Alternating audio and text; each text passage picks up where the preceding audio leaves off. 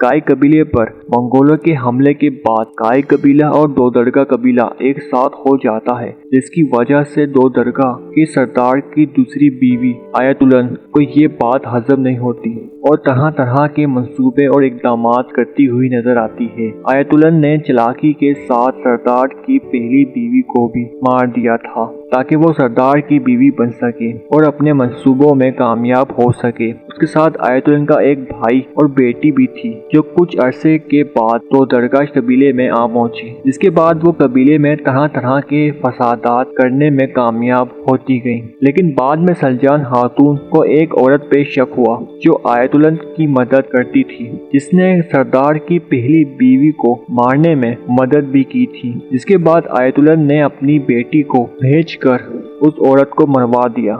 इसके बाद सलजान खातून को यकीन हो गया कि इसके पीछे आयतुलन के हाथ है। फिर सलजान खातून ने ये बात सबको बताई, जिस पे किसी ने इस पे यकीन नहीं किया। बाद में आयतुलन और उसके भाई ने फैसला किया कि अब वक्त आ पहुंचा है कि सरदार को मरवा दिया जाए। उन्होंने फैसला किया कि तुर्तकिन की ऐन शादी वाली रात को सरदार को जहर देकर मरवा दिया जाए और उन्होंने ऐसा ही किया। पर बदकिस्मती से वहाँ सरदार की महफिज बानो आ जाती है और उन्हें देख लेती है। कुछ देर बाद शोर की आवाज सुनकर सिपाही आ जाते हैं और आयतुलन इसका इल्जाम बानो पर लगा देती है। इसके बाद उसे कैद कर लिया जाता है। पर इससे पहले सलजान खातून ने ये सब बातें अर्तुगरुल गाजी को बता देती है और अर्तुगरुल गाजी ये सब बातें सुनकर एक मंसूबा बनाता है और बानो को फरार करवा देता है और उसे कोई नुकसान ना पहुंचाए तो अपने सिपाही दोयान को उसकी हिफाजत के लिए भेजता है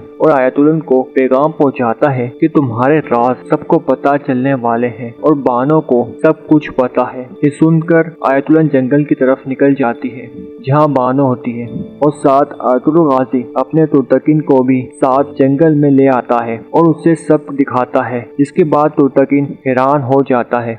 इसी दौरान सलजान खातून और हलीमा खातून जंगल में होते हैं। फिर आयतुलन और उसकी बेटी जंगल में आ जाती हैं और सलजान खातून और हलीमा खातून को मारना चाहती हैं। इतने में अब्दुल रहमान आ जाता है और तीर से आयतुलन खातून को मार देता है, जिसके बाद आयतुलन मौके पर ही हलाक हो जाती है और यूं आयतुलन खातून का इख्तिताम होता है।